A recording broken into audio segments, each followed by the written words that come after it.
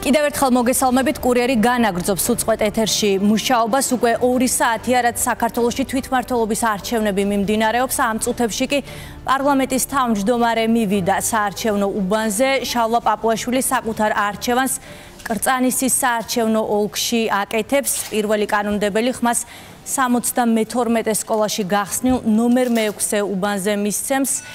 შალვა პაპუაშვილი უკვე იმყოფება საარჩევნო უბანზე.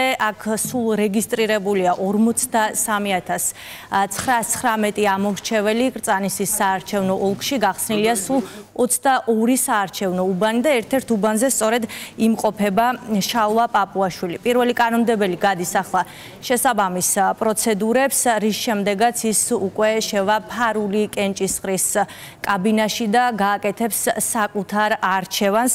როგორც იცით, მისულია ის უკვე საარჩევნო უბანზე და იმ საარჩევნო უბნებზე, სადაც კენჭისყრა მიმდინარეობს ელექტრონული საშუალებების გამოყენებით, ამომრჩეველს გადაეცემა ერთი საარჩევნო ბიულეტენი, რომელიც დაყოფილია 3 სვეტად. სწორედ აი ამ სვეტების გაფერადების შემდეგ ჩარჩო კონვერტში მოათავსებს ამომრჩეველი ამ ბიულეტენს და უკვე შემდეგ ხმის მთვლელ აპარატში მოათავსებს. სწორედ ახლა აკეთებს შალვა პაპუაშვილი არჩევანს, ის იმყოფება კაბინაში და უნდა აღინიშნოს ასევე ისიც, რომ აი ამ პროცედურის დროს აკრძალულია ფოტო და ვიდეო გადაღება, რადგან ხმის ფარულობა იყოს სრულად დაცული.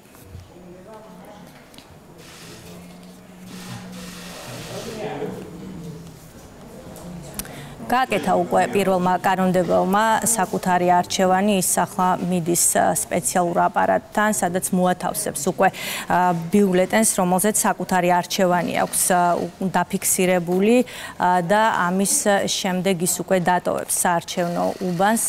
ის სავარაუდოდ მედიასთან გააკეთებს კომენტარს. ველოდებით ჩვენ შალვა პაპუაშვილს. პირველი კანონმდებელი, როგორც გითხარით, არის კრწანისის საარჩევნო ოლქში და სწორედ აქ აკეთებს ის არჩევანს, სადაც რეგისტრირებულია სულ 43919 ამომრჩეველი.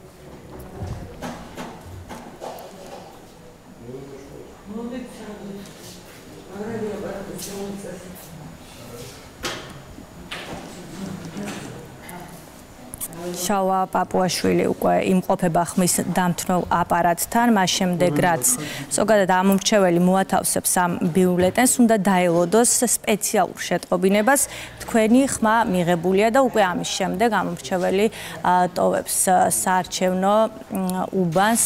უკვე გააკეთა საკუთარი არჩევანი საქართველოს პარლამენტის თავმჯდომარემ და ის ტოვებს საარჩევნო უბანს.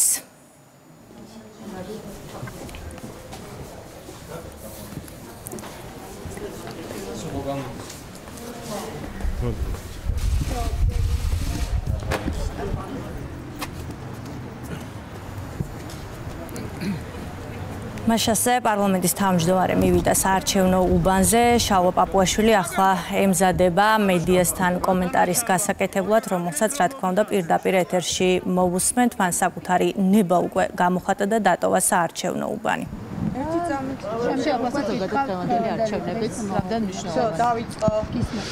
დღეს დემოკრატიული არჩევნების დღე არის, ყველა მოქალაქის მოქალაქეობრივი მოვალეობა არის, რომ გააკეთოს საკუთარი არჩევანი.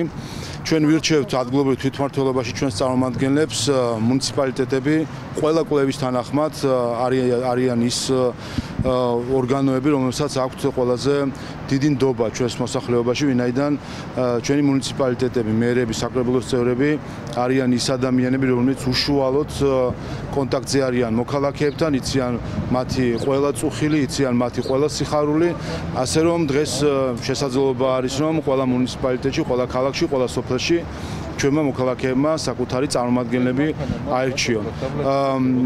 და დარწმუნებული ვარ, რომ დღეს იქნება წარმატებული დემოკრატიული არჩევნების დღე.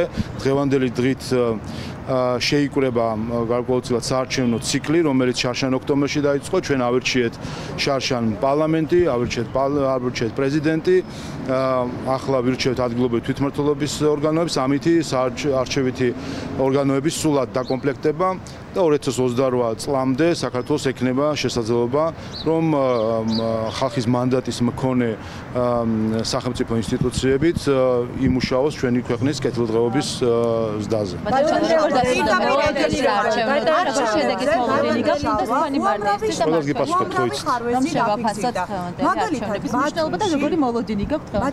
რაც შეეხება დღევანდელ მოვალ გიპასუხებთ ყველაზე. რაც შეეხება მოლოდინებს, თქვენ ნახეთ რომ ოპოზიციის კვლევითაც კი ქართულ ოცნებას არის უალტერნატივო ამ გამარჯვებაში, მათივე კვლევით კახი კალაძეს 60%-ზე მეტი მხარდაჭერა აქვს, ასე რომ მე მგონი თავადაც იცის ოპოზიციამ და შეგუებული არის ამ მოცემულობას. ჩვენ ვთქვით, რომ ჩვენი საარჩევნო მიზანი არის 64 მუნიციპალიტეტში პირველ ტურში მერობის არჩევნებში პირველ ტურში გამარჯვება და საკრებულოებში უმრავლესობის მოპოვება. თუმცა რა თქმა უნდა, მნიშვნელოვანი არის ამ ხრივ, რომ არჩევნებში 12 პარტია მონაწილეობს. მე ყველას უსურვებ წარმატებას მათი ოპოზიციური მანდატების მოპოვების მხრივ. რაც შეეხება შედეგების განპირობებას, თავისთავად რადიკალურმა ოპოზიციამ თავის თავს უნდა დააბრალოს ყველაფერი. ისინი შარშან საპარლამენტო არჩევნების შემდეგ მათ გადაწყვიტეს, რომ ზურგი ექცია დემოკრატიისთვის, წასულიყვნენ რადიკალიზაციის და ექსტრემიზმის გზით, როგორც მათ დაავალეს გარედან, ახლა იმკიან იმ შედეგებს, რაც შარშან საკუთარი რადიკალიზაციით მოახდინეს. ბატონო შალვა, მე მაინტერესებს ფულს რატომ არიგებენ საარჩევნო უბნებზე? ქართული ოცნების წარმომადგენლები დგანან სიებით, ბათუმში ფულის დარიგების შემთხვევები დაფიქსირდა და მაისურებს იფარებენ ადამიანების სახეზე და ისე გარბიან უბნებიდან და მე მაინტერესებს თქვენ რატომ იტყუებით? ხომ შეგიძლიათ რომ სიმართლე ისაუბროთ? რა გაიძულებთ ტყუილების? პირველის ეთერში გავიდა არაერთი კადრი. რას ვიტყუებით? შემიძლია ახლა გაჩვენოთ თქვენ რომ მე გეტყვით ლელო რას აკეთებს, ხო ლელოს ტელევიზია. ლელოზე ნუ მესაუბრებ. გესაუბრებ. პირდაპირ ეთერში თქვენი კომენტარი. კაი, გავიგე კითხვა. ფულს როგორ არიგებენ? გავიგე კითხვა. კი ბატონო. ზოგადად, კი ბატონო. ბატონო შალვა. თქვენ მოდით მე გადავწყვეტ რაში დაგდოთ ბრალი. რა პრობლემა?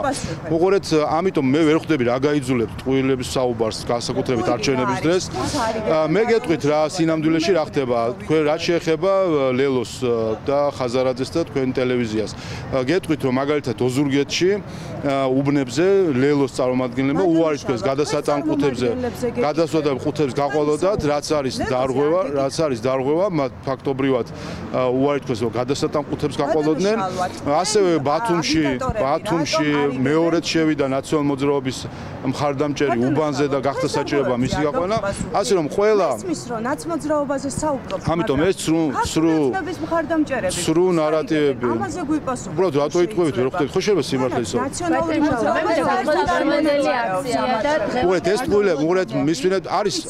მისმინეთ არის ტიპური სრუ ნარატივები, რომელსაც ყოველ გეტყვით, რომელსაც ყოველ ჯერზე ფეიქ მედია და ამ შემთხვევაში ლელოს მედია განსაკუთრებით გამორჩეული არის. ყველა არჩევნებზე ტიპური სრუ ნარატივები მე მგონი ჩამოწერილი გაქვს, რა ვცეთ. მათ შორის თითქოს ხდება თანხის დარიგება და ასე შემდეგ, იცით რომ ყოველ ჯერზე დამტკიცდა რომ ეს იყო ტყუილი. რა თქმა უნდა, უყურეთ შარშან ამოიღეთ შარშანდელი კადრები ან წინა არჩევნების კადრები, ნახავთ ყოველ წეთი თქვენი პარტიის ლელოს აქვს ცენტრალურ ოფისში და თქვენი პარტიის თბილისის კანდიდატი იდგა და თავად ტელეფონით საუბრობს. დღევანდელი აქცია და მოლოდინები პოლიტიკური პარტიაში რომ გქონდათ უყურეთ არჩევნების დროს სიცრუის გავრცელება თავის მხრივ არის მედია სტანდარტის დარღვევა. დარღვევაზე იქნება პასუხი შესაბამისი. ეს პოზიცია თქვენ განაცხადეთ, მე მინდა გითხოთ მოლოდინები დღეს როგორია, იმიტომ რომ გვესმის სხვადასხვა რადიკალური მოწოდებები ყვა და იქნება პასუხი თქვენი მხრიდან.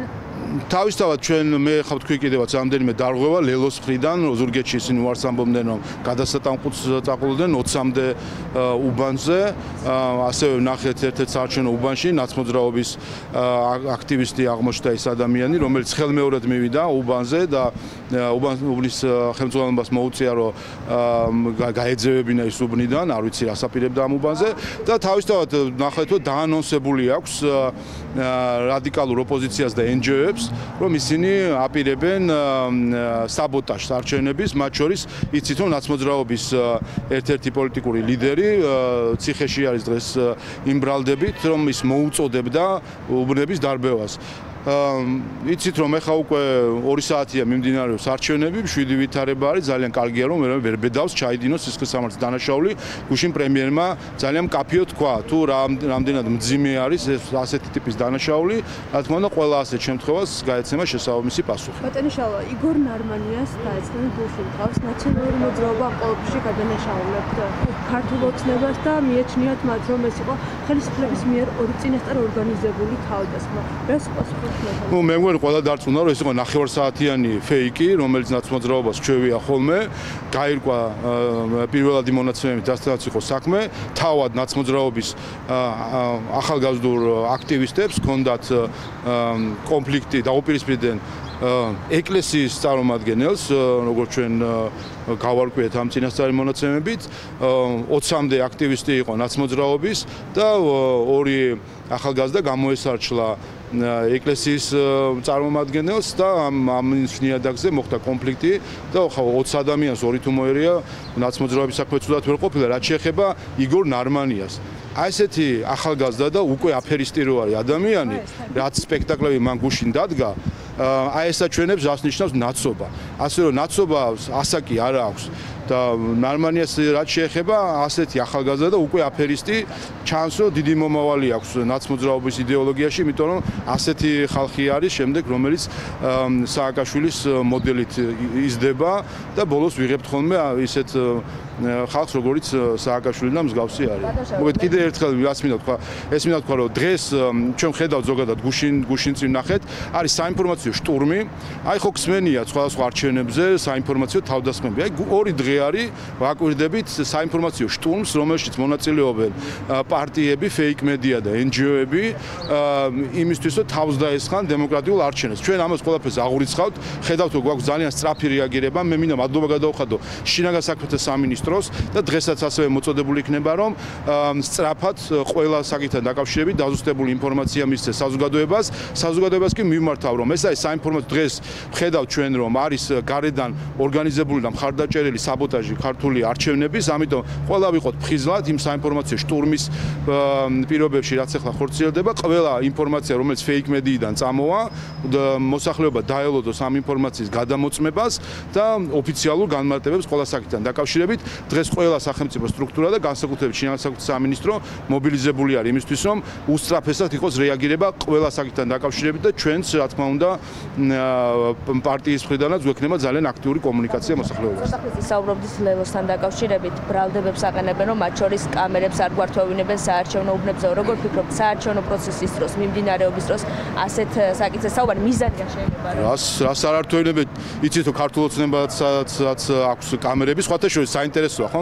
შარშანელ არჩევნებზე ქართულ ოცნებას ჰქონდა ყველა უბანზე კამერა და მაშინ არასამთავრობო ორგანიზაციები აპროტესტებდნენ, რომ არ შეიძლება რომ კამერები იყოს უბანზეო. რატომ არავინ დღეს ხმას არ იღებს ლელოს კამერებთან დაკავშირებით და მაშინ არ მახსოვს ლელო აპროტესტებდა თუ არა, მაგრამ სავარაუდოდ ლელოც მაშინ მხარსაუბავდა არასამთავრობო ორგანიზაციებს და წელს თავად აყენებენ კამერებს, სხვა შორის ჩვენზე კაი კამერები აქვს, ცოტა არ იყოს თეთრი შურით გშურს. და კი ბატონო, ჩართონ ლაივი აქვს, ესე გავიგეთ, ასევე ჩვენც ვისარგებლეთ მათი ლაივით. ბატონო შალვა, დღეს საზოგადოების დიდი ნაწილი რეგიონებიდან უკვე დაიძრა, თბილისისკენ მოემართებიან, არაერთი კოლონა ვნახეთ დროშებით, მოდიან საქართველოს მოქალაქეები დედაქალაქისკენ და ფიქრობენ, რომ დღევანდელი დღე იქნება დიდი ცვლილებების დღე. რას აპირებს ქართული ოცნება დღეს ყველა პატრიოტის ადგილი არის საარჩევნო უბანში. ის ვინც თავს თვლის დემოკრატიული საქართველოს შვილად, დღეს მისი ადგილი არის არჩევნებზე. არჩევნები და მხოლოდ არჩევნები არის ისაც ჩვენ მოვიპოვეთ ჩვენი დამოუკიდებლობის და თავისუფლებისთვის ბრძოლით, ერთადერთი საშუალება სახელმწიფო მანდატის მიცემისა. და დღეს დარწმუნებული ვარ, რომ ჩვენი მოქალაქეები აქტიურად გამოიყენებენ ამ შესაძლებლობას. ერთსაც გითხავთ, ამ არჩევნებს არ აკვირდებიან ისეთი ორგანიზაციები, რომლებიც მაგალითად წინა არჩევნებს აკვირდებოდნენ და ავტორიტეტული ორგანიზაციები არ იქნებიან დამოკიდებული. ვინ ისვედია ავტორიტეტული? საერთაშორისო გამჭვირვალობას. კაი, ანუ ისვედი არ არის ავტორიტეტი. კი ბატონო, რა თქმა უნდა, ავტორიტეტული. კი ბატონო, ბატონო შალვა, როგორ ფიქრობთ, რა შედეგები, როგორ შეფასდება არჩევნები, რომელსაც არ აკვირდებიან ესეთი ორგანიზაციები და გუში ვნახეთ, რომ არიან ორგანიზაციები, აი ქართული ოცნების პროპაგანდისტების ორგანიზაციები და თქვენი გულმხურვალე მხარდამჭერები. პირველი პროპაგანდაზე ნუისაუბრე. ხო, არა, თქვენი პროპაგანდისტები, მაგრამ გულმხურვალე მხარდამჭერები. პირველი, ვინ უშლიდა ისვედებს და ასე შემდეგ, რომ დაკვირვებოდნენ არჩევნებს, ვინ დაუშალა? რა პრობლემა იყო? კანონები მაგრამ. არა, რომელმა კანონმა? რომელი უსაფრთხოება? რა ვინ დაუშალა? არავინ. ეს არის მათ შორის ეს არის ნაწილი ჰიბრიდული თავდასხმისა ჩვენს არჩევნებზე, რომ როგორც რადიკალური ოპოზიცია ბოიკოტს უცხადებს არჩევნებს, ასე რადიკალური NGO-ები ბოიკოტს უცხადებენ არჩევნებს დაკვირვებისთვის და არა მხოლოდ არჩევნების დაკვირვებას, არამედ ნახეთ, რომ ისინი როგორც ამომრჩევლების მონაწილეობას არ იღებენ. ამითი მათ მოახდინეს საკუთარი თავის დისკვალიფიკაცია. საერთაშორისო გამჭვირვალობა, სოროსი, ისვედი, საია, ყველა ამ ორგანიზაციამ, ვინც განაცხადა, რომ ისინი ხმას არ მისცემენ არჩევნებზე, თავის დისკვალიფიკაცია მოახდინეს და დღევანდელი დღიდან არჩევნებში არ მონაწილეობით ისინი უკვე თავის თავს აფორმებენ ანტიდემოკრატიულ რადიკალურ დაჯგუფებად და ასეც იქნება ხვალინდელი დღიდან, როცა ეს არჩევნები გადაივლის. რაც შეეხება მათ არ დაკვირვებას, აქ დიდი დანაკლისი არ არის საარჩევნო თაღლითების მხრიდან არჩევნებზე დაკვირვება და პირიქით პრობლემური იყო, გახსოვთ თქვენ რომ ისვედმა 2020 წელს გააყალბა პარალელდათვლებები, ხო თახვდებით ყალბი რიცხვები გამოაქვეყნეს, თახვდებით. შარშარო საერთოდ არ გამოაქვეყნეს, ამაზეც ხო თახვდებით. ასე რომ ეხლა საარჩევნო თაღლითები თუ არ დააკვირდებიან, ამით არაფერი დააკლდება ჩვენს არჩევნებს. რაც შეეხება დამკვირვებელს, დღევანდელ დღეს 56 საერთაშორისო და ადგილობრივი ორგანიზაციის 8000 წარმომადგენელი აკვირდება არჩევნებს და 73 მედიის 1000-მდე ჟურნალისტი არის აკრედიტებული არჩევნების გასაშუქებლად. შეამოწმეთ ერთი ბოლო არჩევნები რომ იყო ლიეტუვაში, რამდენი დამკვირვებელი იყო ის და მე შეადარეთ საქართველოს მონაცემს. ევთოოდირი ჩვენ მოვიწვიეთ, მათ ჰქონდათ საკმარისი დრო იმისთვის რომ ჩამოსულიყვნენ არჩევნებზე, არაფერი არ ჭირდება რომ შეკრან რამდენიმე კაციანი დელეგაცია იმისთვის რომ ჩამოვიდნენ და დააკვირდნენ არჩევნებს. შეგახსენებთ რომ 2008 წლის საპრეზიდენტო არჩევნებზე რამდენიმე კვირით ადრე მიიღო შეტყობინება ევთოოდირმა არჩევნებთან დაკავშირებით და მაშინ 2008-ში 17 წლის წინ, როდესაც ტექნიკა და სხვა პირობები სხვანაირად იყო, მაშინ შეძლეს მისიის გამოგზავნა და წელს ახლა რა პრობლემა იქნება და უფრო მეტი პირდაპირ რეისი გვაქვს სხვადასხვა დედაქალაქთან, ასე რომ უფრო ადვილად და კომფორტულად ჩამოვიდნენ საქართველოში. მაგრამ ფიქრობ, რომ ესეც ნაწილია იმის, რომ რაღაცნაირად მოხდეს ქართულ არჩევნებზე თავდასხმა. ბატონო შალვა, 1 წელი გავიდა საპარლამენტო არჩევნებიდან და ამ 1 წლის განმავლობაში ამ დრომდე არ აქვს ამ არჩევნებს აღიარება და გარკვეულ იზოლაციაში არის ქართული ოცნება ამ არჩევნებიდან გამომდინარე. როგორ ფიქრობთ, ეს არჩევნები რამდენად იქნება აღიარებული დემოკრატიული ქვეყნების მხრიდან? ჩემთვის თავარი არის ჩვენი მოქალაქეებს, მათ შორის თქვენი აღიარება, თქვენ მელაპარაკებით, მე პარლამენტის თავმჯდომარეს, ხართ პარლამენტში აკრედიტებული ჟურნალისტი, ასე რომ მადლობთ თქვენი საქართველოს სახელმწიფოს მიერ. ვსაუბრობ, მე კითხვას გისვამთ უბრალოდ თუ არა, მინდა უბრალოდ მადლობა გადაგიხადოთ აღიარებას. რაც შეეხება აღიარებას დღეს კიდევ ერთხელ გაიმეორებს ქართველი ხალხი არჩევნებზე მოსვლით და კიდევ ერთხელ დაადასტურებს თავის მანდატს. ასე რომ საკითხი შემდეგში არის, რომ აქ კითხვები ჩვენ კი არ მოგვემართება, კითხვები მიემართებათ იმ უცხოელებს, რომ გაახილონ ფართო თვალები და აღიარონ რეალობა. იმ ვირტუალურ რეალობაში და მათ სასურველ რეალობაში რო სულ ცხოვრება, ასე არ არის, ცხოვრება ასე არ არის აწყობილი საკუთარი ბაღივით რომ მოიწყონ და საკუთარი ვირტუალური საქართველოს შეიქმნა. ქართველი ხალხი აკეთებს თავის არჩევანს, აძლევს მანდატს იმას, ვისაც უნდა, ეს არის დემოკრატია და ყველამ უნდა სცეს ამას პატივი. ვინც ამას პატივს, ვინც ხალხის არჩევანს არ სცემს პატივს, ის არის ანტიდემოკრატი. შესაბამისად, თუკი რა თქმა უნდა, ამიტომ არსებობს ოპოზიცია და უმრავლესობა. თავისთავად ჩვენც ხო ამას ვამბობთ, რომ შარშანდერის საპარლამენტო არჩევნების შემდეგ დამარცხებული ამომრჩეველი ოპოზიციის გაარადიკალა მისმა პარტიებმა და უცხოელებმა და ხედავ ჩვენ ახლა ოპოზიციის ამომრჩეველს. შარშან ზუსტად აღარ მახსოვს რამდენი ამომრჩეველმა მისახმა, მაგრამ რამდენიმე ასეულობით 1000 იყო, ხო? არ ვიცი 800.000 თუ არ ვჩები, ამომრჩეველი ყავდა ოპოზიციას. ასე რომ რა თქმა უნდა არის ნაწილი ჩვენი საზოგადოების, რომელიც ყოველთვის შეძლებს, რა ვიცი, რუსთაველის შევსებას თუ ასე შემდეგ. ოპოზიციასაც თავის ამომრჩეველი ყავს, მაგრამ დემოკრატია სხვანაირად მუშაობს. დემოკრატია არ არის აპარტეიდი. აპარტეიდი არის სადაც უმცირესობა მართავს უმრავლესობას, ხოლო დემოკრატია არის სადაც უმრავლესობის ნება არის გადამწყვეტი. ამიტომ დღეს დემოკრატიული არჩევნების დღე არის და დღეს არის შანსი ყველა უცხოელისთვის, რომელმაც შარშან განიზრახა საკუთარი ვირტუალური საქართველოს შექმნა და დემოკრატიის ანტიდემოკრატიული გზებით, დღეს არის შანსი ასე ვთქვათ, კიდე ერთხელ დაფიქრდნენ საკუთარ ქმედებებზე, აღიარონ დემოკრატიული არჩევნები, მათ შორის ამ ქართული ხალხის არჩევნები და თვალი გაუსწორონ რეალობას. მადლობა. მაშასე უსმენდით საქართველოს პარლამენტის თავმჯდომარე შალვა პაპუაშვილმა საკუთარი არჩევანი უკვე გააკეთა, რის შემდეგაც მედიასთან გააკეთა მან კომენტარი. შალვა პაპუაშვილმა განაცხადა, რომ დემოკრატიული არჩევნების დღე არის, პირველმა კანონმდებელმა მოლოდინებზეც ისაუბრა და განაცხადა, რომ ქართული ოცნება უალტერნატივოა. შალვა პაპუაშვილამდე ქართული ოცნების დამფუძნებელმა და საპატიო თავმჯდომარემ ბიძინა ივანიშვილმა ადგილობრივი თვითმმართველობის არჩევნებზე საკუთარი არჩევანი გააკეთა. ბიძინა ივანიშვილი თაწმინდის რაიონში საარჩევნო უბანზე მეუღლესთან, შვილთან და ზალთან ერთად მივიდა.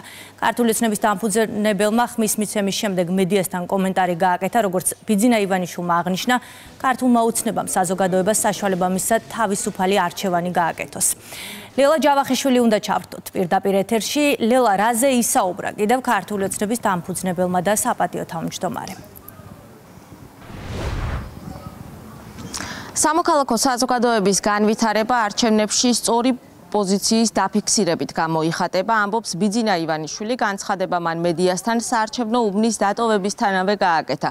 თქვა, რომ დღეს მნიშვნელოვანი დღეა, რადგან ტარდება მორიგი თავისუფალი არჩევნები, რაც მისივე განცხადებით არის სწორედ ქართული ოცნების მმართველობის მონოპოვარი, ისევე როგორც არაერთი პროგრესის სხვადასხვა მიმართულებით. ქართული ოცნების დამფუძნებლის შეფასებით ყველაზე დიდი მონოპოვარი და წარმატება გუნდის არის ის, რომ საზოგადოება მისწავლა სწორი და ობიექტური ანალიზი და ის უკვე აღარ რეაგირებს ოპოზიციის განცხადებებზე. მმართველი პარტიის საპატიო თავმჯდომარემ ისაუბრა ასევე ამ არჩევნებში ამომრჩეველთა მობილიზაციის მნიშვნელობაზეც.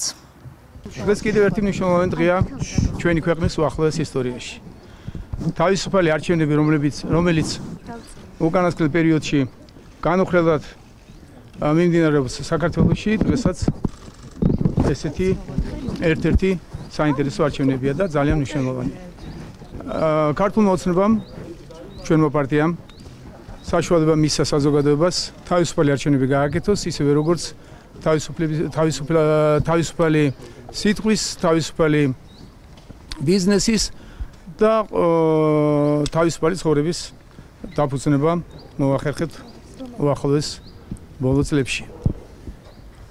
13 წელიწადია მოგეხსენებათ, რაც ქართული ოცნება ხელისუფლებაშია, ჩვენ ყველა მიმართულებით შთამბეჭდავ წარმატებებს მივახციეთ საზოგადოებასთან ერთად, მაგრამ ყველაზე დიდი წარმატება, ყველაზე დიდი მიღწევა, რასაც შეიძლება ხაზი გაუსვათ, გახლავთ ის, რომ როგორც ქართული ოცნების წევრებმა, ისე საზოგადოებამ მოახერხა და ისწავლა კარგი ანალიზის გაკეთება, ობიექტური ანალიზის გაკეთება, კრიტიკული აზროვნების განვითარება.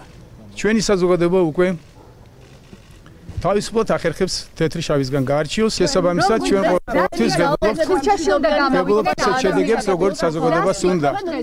სამოქალაქო საზოგადოების განვითარება, რომელიც მოახერხა ჩვენმა საზოგადოებამ და მაქსიმალურად აიღო ხელისუფლება ხელში, რაც გამოიხატება სწორედ, რომ არჩევნებში სწორი დაფიქსირებით ჩვენ მივიღეთ ის შედეგები, რაც გვაქვს დღეს და წარმატება გვაქვს ყველა მიმართულებით შამბეჭდავი წარმატებები გვაქვს ქვეყნის განვითარების. როგორი განცხადებებიც არ უნდა გაკეთდეს დღეს ჩვენი ოპონენტებისგან. თუ ის არ იქნება ობიექტური, ქართული საზოგადოება მასზე როგორც წესი რეაქციას არ აკეთებს. ეს არის ყველაზე დიდი მიზეზი ჩვენი საზოგადოებისთვის, რომ საზოგადოება მოახერხა და ისწავლა თეთრი შავისგან გარჩევა და სწორი არჩევნების გაკეთება. იმედია დღესაც საზოგადოება იქნება აქტიური,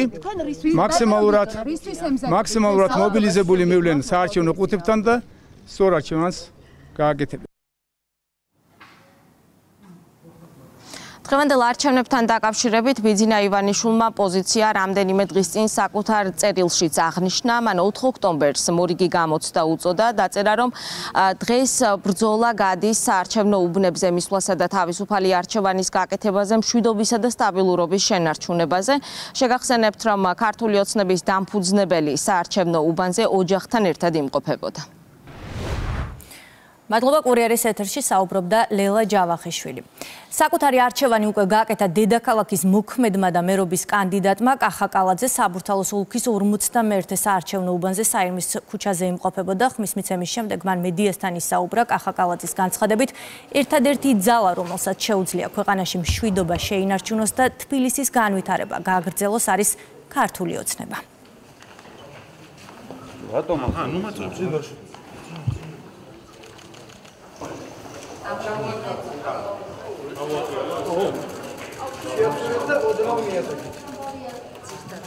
მშვიდობა საქართველოს და მეტი სიკეთე თბილისს.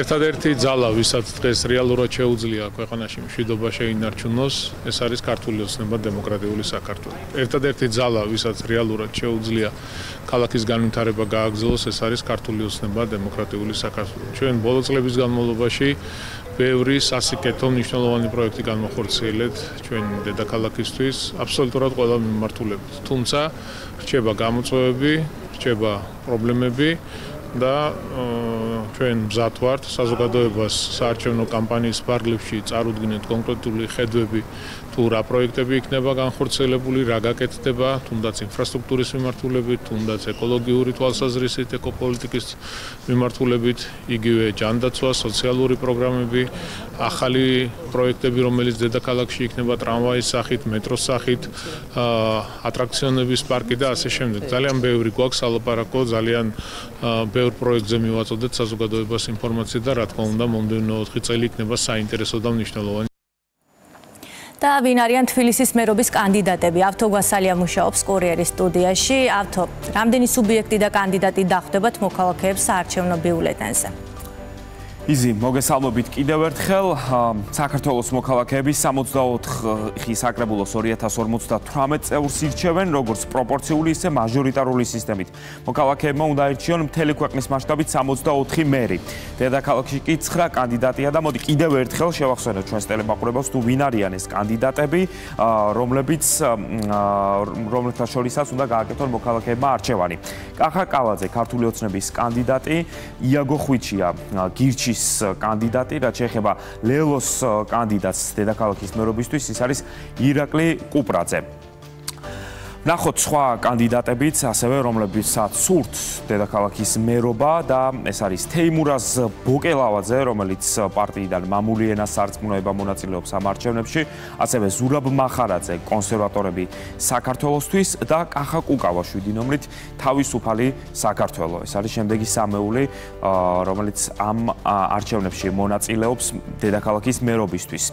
ოთარ ჭითანავა არის 8 ნომრის წარმოადგენელი საქართველოს პატრიოტთა ალიანსიდან, გიორგი ლილუაშვილი პარტია საქართველოდან და გიორგი გაჩეჩილაძე ასევე მწვანეთა პარტიიდან. მოკლედ ეს არის სულის 9 კანდიდატი, რომელიც დედაქალაქში მონაწილეობს თბილისის მერობის არჩევნებში, ასევე შეგვიძლია მაყურებელს უთხრათ, რომ დანარჩენ 63 მუნიციპალიტეტში სულ რეგისტრირებულია მერობის 112 კანდიდატი და მათ შორის საინიციატივო ჯგუფების მიერ არის წარდგენილი 4 კანდიდატი. ჩვენ რა თქმა უნდა ეტაპობრივად დაგიბრუნდებით და შეგვიძლია რომ მთელი დღის განმავლობაში მუდმივად შევახსენოთ მაყურებლებს, თუ ვინ არიან ის ადამიანების კანდიდატები, რომლებიც ადგილობრივი თვითმმართველობის არჩევნებში მონაწილეობენ და ვისა და ვის შორის შეუძლიათ მათ არჩევანის გაკეთება.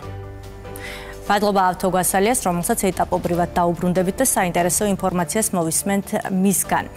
28 საერთაშორისო და 27 ადგილობრივი ორგანიზაცია აკვირდება თვითმმართველობის არჩევნებს, პროცესს ასევე აშუქებს 73 მედია საშუალების 1000-მდე წარმომადგენელი. რეგისტრირებულ საერთაშორისო ორგანიზაციებს შორის არიან როგორც სხვადასხვა ქვეყნის საელჩოების, ისე საერთაშორისო ორგანიზაციების და საარჩევნო ადმინისტრაციების წარმომადგენლები 21 ქვეყნიდან. მირიან გორგოძე უნდა ჩავრთოთ ახლა პირდაპირ ეთერში. მირიან, როგორია საერთაშორისო დამკვირვებლების შეფასება, როგორ მიმდინარეობს საარჩევნო პროცესი? ზოგადად როგორ მიმდინარეობს საარჩევნო პროცესი, უშუალოდ ხმის მიცემის პროცედურა არის თუ არა მზად საარჩევნო უბნები იმისათვის, რომ აქ მოსულმა ამომრჩეველმა შესაბამის პირობებში დააფიქსირონ საკუთარი ნება, როგორც წარიმართა წინა საარჩევნო კამპანია და კონკრეტულად რა ნაბიჯები გადაიდგა იმისათვის, რომ მთელი საქართველოს მასშტაბით კენჭისყრის პროცესი შეუფერხებლად მიმდინარეობდეს. ის არის არასრული ჩამონათვალი იმ საკითხებისა, რომელსაც უწევენ მეთვალყურეობას იმ საერთაშორისო სადამკვირვებლო მისიების წარმომადგენლები 28 საერთაშორისო ორგანიზაციიდან, რომლებიც ამ დროისთვის მთელი საქართველოს მასშტაბით სხვადასხვა საარჩევნო უბნებზე არიან და შესაბამისად ისინი თავად უწევენ უშუალოდ მეთვალყურეობას და ახორციელებენ დაკვირვების პროცესს, თუ როგორ მიმდინარეობს საარჩევნო კამპანია მთელი საქართველოს მასშტაბით. როგორც უკვე ვთქვით, ამ 28 საერთაშორისო სადამკვირვებლო მისიის წარმომადგენლები არიან 21 სხვადასხვა ქვეყნიდან, მათ შორის ბულგარეთიდან, შვედეთიდან, გაერთიანებული სამეფოდან, ალბანეთიდან, საფრანგეთიდან, მოლდოვადან და შეიძლება გამომრჩეს, იმიტომ რომ ჩვენს ტელემაყურებელს აქვს ინფორმაცია იმის შესახებ, რომ სულ 21 ქვეყნის სხვადასხვა წარმომადგენელი საერთაშორისო დამკვირვებელი არის განაწილებული საქართველოში 3061 საარჩევნო უბანზე. მას შემდეგ რაც უკვე გაიხსნა საარჩევნო უბნები დაახლოებით 2 საათი და 32 წუთია, ჩვენც საერთაშორისო დამკვირვებლებთან ერთად გვაქვს შესაძლებლობა, ასე ვთქვათ, დავაკვირდეთ თუ როგორ მიმდინარეობს საარჩევნო უბნებზე უშუალოდ ხმის მიცემის პროცესი, შევხვდეთ ამ საერთაშორისო დამკვირვებლებს და მოვისმინოთ მათგან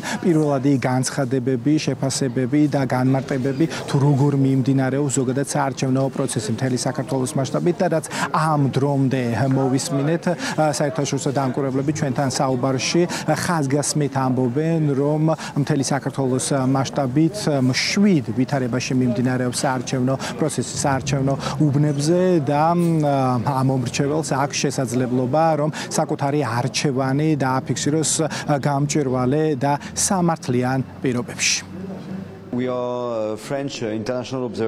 ჩვენ საფრანგეთიდან ვართ. ჩვენი მიზანია დავაკვირდეთ პროცესების მიმდინარეობას. გასული წლის შემდეგ ვნახეთ, რომ ელექტრონული ხმის მიცემის პროცესი კარგად მიმდინარეობს. ეს კარგი ცვლა იყო მთავრობის მხრიდან, რომ არჩევნები ამ გზით ჩაატარონ. ამერიკული ხმის მიცემის აპარატის მეშვეობით. იმედი მაქვს, საქართველოს 7 გარემოში ჩაატარებს არჩევნებს.